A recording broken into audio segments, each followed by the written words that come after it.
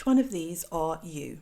Are you the first to tell someone when they've pissed you off or they are just in the wrong? You've got a PowerPoint presentation backed by data and facts and receipts, and your counter argument has already been fact checked because you are a pro arguer. Or are you the person who's a serial avoider who absolutely hates and avoids conflict? So much so that you wait and wait before you say anything, and then on the very last straw you blow up because you have had it. You have had enough. And once you unleash, it's hard for you to calm down because you're already at 100.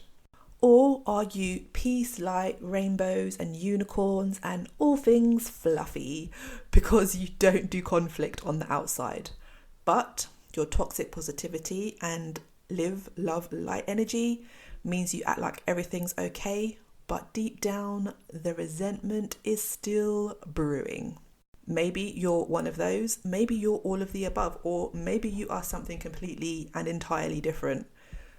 Wherever you fall into the gap of difficult conversations and facing conflict, if you find it hard and you struggle and you think, what is this conflict all about? Why is it so hard for me? I'm going to be sharing some tips that you can use so that if you've got somebody who is pissing you off right now and you know that you are overdue a very hard conversation, I'm going to give you some things that you can do to manage that process so that you can have conflict in a good way. And I'm also going to be sharing why conflict is actually a good thing and not something that you need to avoid or be scared of if it's done in the right way, and of course if it's done with the right person. If you don't already know, I'm Lizandra and I'm a psychotherapist, and I work with relational trauma, and I help my clients to work towards a more secure attachment so that they can have better relationships, which also includes better and healthy conflict. Welcome to Healing Childhood Trauma, the podcast for millennial women who are ready to heal from the past. Here we have the deeper discussions on emotional well-being and practical tips that will empower you to transform your relationships and underlying anxiety from insecure to secure attachment. I'm Lizandra, your host and psychotherapist. I'm a little bit obsessed with human development, deep conversations, and finding the lesson even in the most challenging of circumstances. I'm very happy to have you with me on this journey of self-discovery where we unpack the past and heal in the present. So here's the thing, we actually need conflict in our relationships. It's a healthy thing when it's done right. Relationships come with ups and downs, and that's all kinds of relationships, romantic relationships, friendships, our relationships with our family. Conflict is a natural part of relationships. So no matter how much we try to avoid it, it's going to come up anyway. Think about it for a second. If you are somebody who is a serial avoider and you hate doing conflict, you hate having arguments, you hate how it makes you feel, you hate how it's difficult to speak up for yourself in the moment, you hate how unregulated you feel, you hate how you feel after, I want you to consider this. As much as you avoid conflict, has it meant that you've actually been able to avoid having any conflict at all throughout your whole life? I'm guessing it's a no, because we can't avoid it. It's a natural part of life. It's a natural part of relationships. If it's a natural part of relationships and it's going to happen anyway, we might as well learn how to do it well. And a lot of the time people have this negative perception about conflict, because conflict is not beef, right? Conflict is something different. You're not beefing with the person that you're having conflict with. The conflict is that there's some kind of misalignment or disagreement within the relationship. But it's not that you don't like this person or you hate this person. That's not conflict. That's beef, okay? Conflict is when there's been a misunderstanding or there's miscommunication, or you just haven't been received in a way that has felt like what you needed. When you have a negative perception of conflict, you can start to view it as a bad thing when really it's a necessary thing. It's a necessary and healthy thing for relationships to go through conflict, because you need conflict in order to be able to understand people better. not only understand people better, but also to understand yourself better. And when you're able to approach conflict in a completely different way and approach it in a way of curiosity and being open and trying to understand how you can resolve the issue or how you can move past the issue, it becomes something that you don't have to be afraid about as much, or you don't have to be reluctant to step into, because when conflict is done in the right way, it can actually potentially bring you closer in your relationships. It can actually forge stronger connections if you deal with it, and you deal with it in a healthy way, rather than avoiding it or hoping that it goes away on its own. Because trust me, it will not go away on its own. It will come up in some ugly way, shape or form. And definitely in the past, when I've done couples therapy and I've had couples in front of me and they've been arguing about the maddest things that are like really small, really petty, that sound like it's not a big deal and that it doesn't matter. But actually, it's not about the thing they're arguing about. So even if they're arguing about what to have for dinner, it always is about something more than the superficial, petty back and forth that we tend to have, and going, tit for tat, and who's going to be right, who's wrong, and just basically trying to win the argument. Because when it comes to conflict, there is no right or wrong. It's just about perception. Actually, that's not true. Sometimes it is about right and wrong.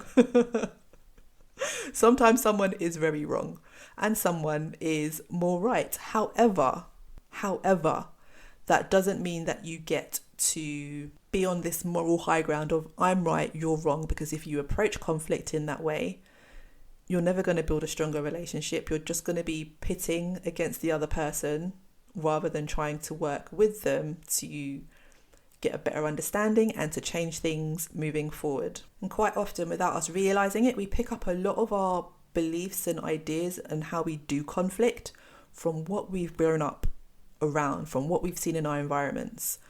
If we have grown up in very loud, shouty households where everyone just blurts out what they think in that moment without thinking about it, and is just very angry, hostile, hot rage, all of those things just happening, and it being, emotions always just at the surface and nobody's the voice of reason, then you can start to adapt either those same patterns because you're used to being in that type of environment and that's how you've learned to communicate.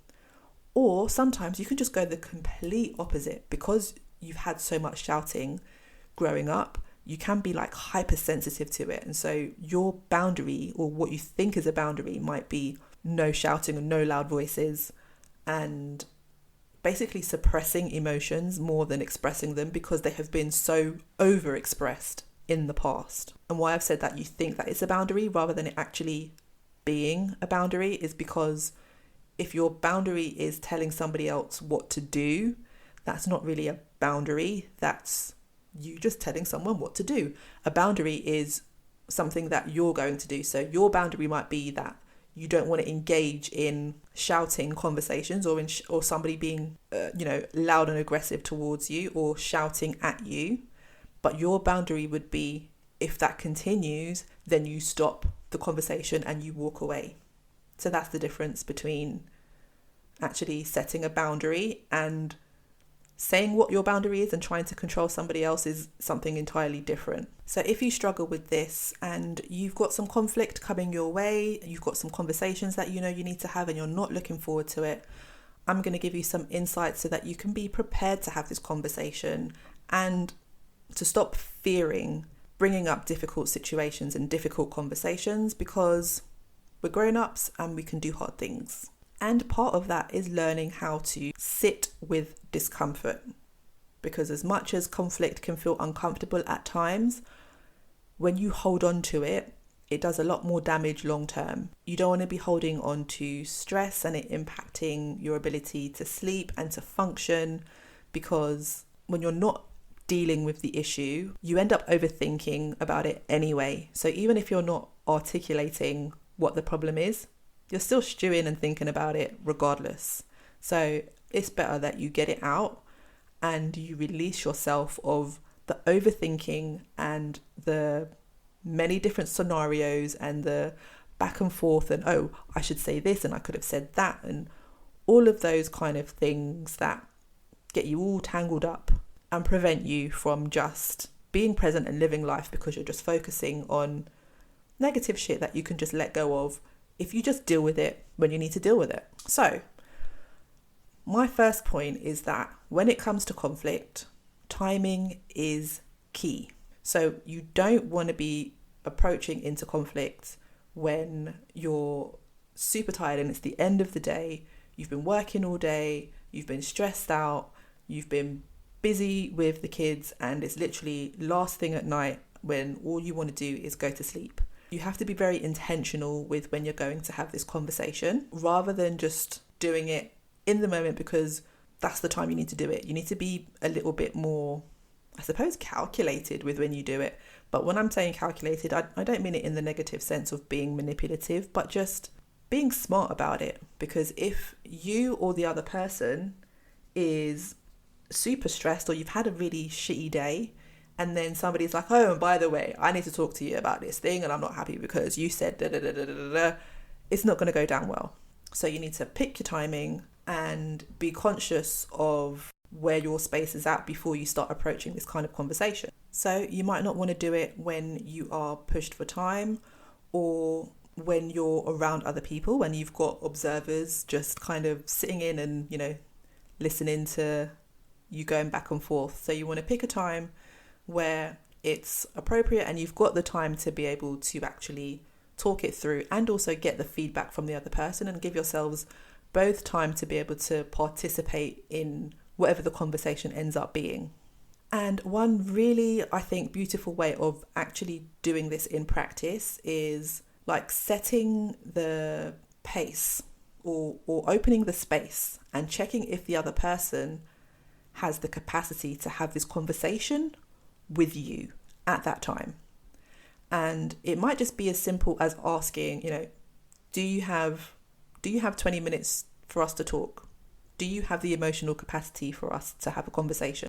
Is now a good time to talk? Whatever opens the space for you to be able to check in with the other person that they are emotionally available to have that conversation, rather than just springing it on them and then catching them off guard, or expecting them to be present when they're already like not feeling good, or they've just had a rough day and it's just not going to be a very productive or conducive conversation. So you're just checking and holding space for the other person. And if it's not the right time, asking, well, when would be a good time? And then kind of putting it back on them to, facilitate having this kind of conversation. And then before you actually have the conversation, think about what you want the outcome to be. Now, do you want it to be a case of where you're both problem solving because it's an issue that needs resolving and you need to have a solution by the end of it?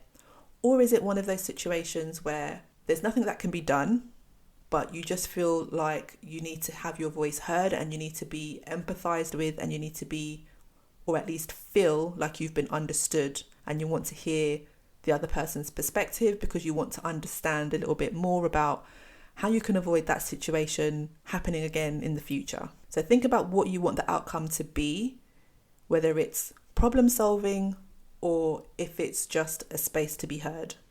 Because that can also be really important in recognizing when it's time to stop the conversation. And so that kind of goes quite well into my next point, which is to keep it short. And what I mean by this is to not go into over-explaining mode, which sometimes we can tend to do. Because we want the other person to understand us and to see our perspective, we might end up having all these different versions or scenarios of how we can explain it for them to try and, we're doing all these analogies and, if it was this way and if I did this to you, and what if I think about it this way, or if I explain it in that way. And sometimes when you're over-explaining, you're just losing the other person anyway. Because sometimes if people are committed to misunderstanding you, they're committed to misunderstanding you. It doesn't matter how you explain it. It's not necessarily about how you're explaining. If someone's going to miss something, if someone's not going to get it, they're just not going to get it. So for your own sake, stop trying to over-explain all the 100 ways that they were wrong. especially if you see that it's not getting through to them, they're not understanding. Don't forget what your point is. And if it is about just expressing how you feel, how they feel about it and how they respond to it is kind of irrelevant. How they respond doesn't change how you feel. You don't need their validation to say whether or not how you feel is accepted or not, or if it's acceptable for you to feel that way, because how you feel is just how you feel. You can't control how you feel, but you can control how you react and how you respond and what your behavior is as a result of that. And so over explaining tends to just overload and overwhelm the other person. And if they can't get it over the first explanation or perhaps the second, then they might actually just need some time to actually process and to think about it. Because another thing is that we all process information and conflict at different speeds anyway. And you might be there because you've already overthought this scenario and thought about all the different ways and all the things that they've kind of done to upset you. But you've had time to process that and sit and think about that. Whereas the other person might just be coming into the situation none the wiser, or just without that same level of self-awareness, or just without that same level of understanding. So you over-explaining isn't going to change the outcome of what they think and feel about the situation. So you kind of need to know when it's time to advocate and speak up, but also when it's time to just take a step back. And so my next point is to calm yourself before you go in to the conflict. So make sure that you feel as regulated as possible, rather than waiting until you have literally reached your boiling point and you're ending up losing your shit because you've had enough and you've let things slide and you've not said anything, and now it's almost like a volcano exploding, like everything is coming out. All of your rage and anger and frustration comes out. So before it gets to that point, try to make yourself as regulated as possible by taking some deep breaths, having some comforting self-talk, maybe talking to a friend about it beforehand, like a trusted friend who has good, maybe not advice, but is able to just listen and just allow you to vent. Or you can talk it through with your therapist first, for you to be able to get clarity on what it is that you're upset about. And so all of these things can kind of help you to calm and regulate yourself. Go for a walk, be well rested as you can be. Do something where you have been pouring into yourself rather than waiting until you've had no thought about self-care or self-preservation, and you've got into this conflict, or you're going into conflict feeling already depleted. So try to pour into yourself before you have this conflict or before you go into this conversation. And then my next point is for you to take a break when you need it. Having these really long drawn out, especially like if it's in a relationship, and I hear this a lot with couples when they've had a problem, when they've got conflict, and they'll be like, we was up talking all night, I was tired the next day. Like, no one wants to be in conflict for so long that you're exhausted for the next day or the next few days. That's too long. You don't need to talk about things all night. Get some rest and know when it's time to take a pause. How long can you really be in like an intense conversation going back and forth?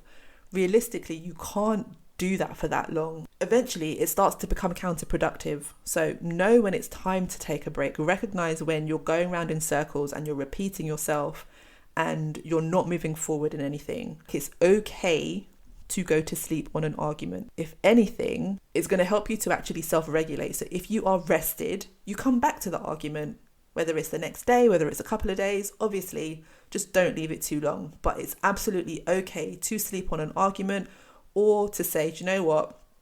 We're not getting anywhere at the moment. Let's come back to it on such and such, or at so and so time. And then the next thing that you can do is and I think I've kind of alluded to this already in one of the other points that I mentioned, but just accept what you can't change. If somebody is not willing to understand you or to see things from your perspective or to work with you, there's nothing that you can say that will push them there, other than you showing up as the most rational adult version of yourself That's all you can do. And if they're not willing to meet you halfway, then that's on them. That's when you have to decide what choices you want to make, if any at all. And so those are my beginners. Well, is it beginners? I don't think it is. I think actually quite a few of these points are quite hard to do if you're not used to doing them. But what I have found is that when you do show up to having conflict in this way and doing it in a healthier adult way, you find that conflict goes much easier and it doesn't actually feel like conflict. It just feels like a mutual trying to work things out, and it's not you against the other person. It's the two of you working together for a common goal and for you to just resolve and have a better relationship and understand each other better. So don't be afraid to get in there and have those conversations. I promise you will get better at it and your relationships will thrive from having better and stronger communication. If you've loved this conversation, I would love to hear from you. You can drop me an email and let me know what your thoughts are. And if you are not already in my Facebook group and you want to learn more about secure attachment healing and how to have better relationships, you are most welcome to join us. It's called Becoming Secure, and I will post the link to the group in the show notes. And I will wish you good day and wish you happy, healthy and peaceful conflict moving forward. Speak soon. Thank you for joining this episode of Healing Childhood Trauma. I hope you found today's discussion insightful and empowering. Remember, healing is a journey and you are not alone on this path. If you enjoyed this episode, please subscribe, rate and leave a review on your favourite podcast platform. And you can share this episode with a friend. Your feedback helps this podcast to reach more women who are ready to heal and build secure, healthy relationships and heal from the past.